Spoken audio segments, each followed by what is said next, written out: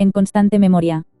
Palabras de Nehemías hijo de Acalías. Aconteció en el mes de Quisleu, en el año 20, estando yo en Susa, capital del reino, que vino Ananí, uno de mis hermanos, con algunos varones de Judá, y les pregunté por los judíos que habían escapado, que habían quedado de la cautividad, y por Jerusalén, y me dijeron, el remanente, los que quedaron de la cautividad, allí en la provincia, están en gran mal y afrenta, y el muro de Jerusalén derribado, y sus puertas quemadas a fuego. Cuando oí estas palabras me senté y lloré, e hice duelo por algunos días, y ayuné y oré delante del Dios de los cielos. Nehemías 1 del 1 al 4. Reflexión. Nehemías fue uno de los cautivos que acabaron deportados a causa de los asirios. Él consiguió hacerse un sitio más bien privilegiado durante el exilio, al llegar a pertenecer a la corte del rey persa, Artajerjes. Pues recibiendo la visita de su hermano, su memoria se trasladó de inmediato a sus compatriotas, a sus parientes y a su tierra, Jerusalén, por cuanto nunca dejó de tener presente a los que escaparon, y a la santa nación del reino de la promesa de Dios. Un corazón jamás desligado de la tierra que le vio nacer, y del Creador que así lo dispuso, inundado ahora de congoja por la triste noticia recibida de su hermano. La atención se centra en los muros de la ciudad, y en sus puertas, después de haber nombrado la mala situación de sus compatriotas. Oído esto se sentó, lloró, hizo duelo, ayunó y oró. Todo esto indica que se identificó directamente con lo acontecido en su ausencia, haciéndose partícipe del dolor y de la vergüenza de ver desnuda y echada en tierra a la ciudad que vivió los gloriosos y victoriosos años de David y Salomón. Porque una ciudad sin muros no era más que el reclamo directo a los saqueadores y maleantes, cuanto más cuando se erguía en ella el reciente templo por parte de Zorobabel con sus utensilios devueltos de las arcas de Babilonia. Aplicación. Vivimos en la que se puede llamar la época más egoísta por la sociedad más egocéntrica que jamás se ha vivido en toda la historia de la humanidad. Quizá alguno pudiera decir, esto no es cierto, puesto que ya existió una sociedad muy malvada, tal que Dios la destruyó por completo enviando un diluvio, dejando solo a Noé y a su familia.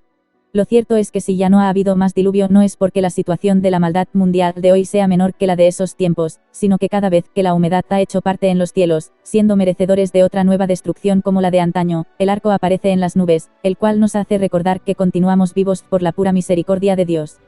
Dicho esto, y para que las tinieblas no opacaran la totalidad de la humanidad, Dios envió a su Hijo, Él es la luz y la vida, para acabar con la acción de la muerte con su propia vida y resurrección, para que su luz disipare las tinieblas de todo aquel que deposita la fe en Cristo Jesús como Señor y Salvador. Y Dios vino a habitar entre los hombres en la persona de Jesucristo, y durante su estancia en su tierra y entre los suyos, enseñó muy bien cuál es el carácter del heredero del reino de Dios, el que Él vendrá a establecer sobre la tierra cuando vuelva en todo el esplendor de su gloria. Pues incentivando a la caridad hacia el hambriento, el pobre, el enfermo, el preso y el extranjero, se pone en su lugar, diciendo. Y respondiendo el rey, les dirá, de cierto os digo que en cuanto lo hicisteis a uno de estos mis hermanos más pequeños, a mí lo hicisteis. Mateo 25:40. Esta misma premisa le sirve para premiar al que asiste en compasión, como de exhortación y castigo al que ignora a los necesitados teniendo aún con qué ayudarlos.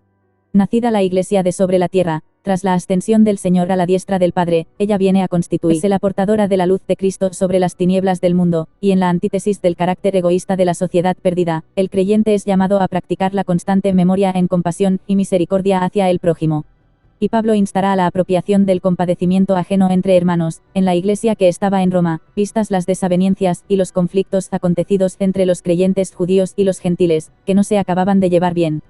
Una muy sencilla instrucción después de toda una carta llena de evangelio y reprensión, en apertura a un despliegue de consejos hacia el buen hacer y la convivencia en la Iglesia. Gozaos con los que se gozan, llorad con los que lloran. Romanos 12:15.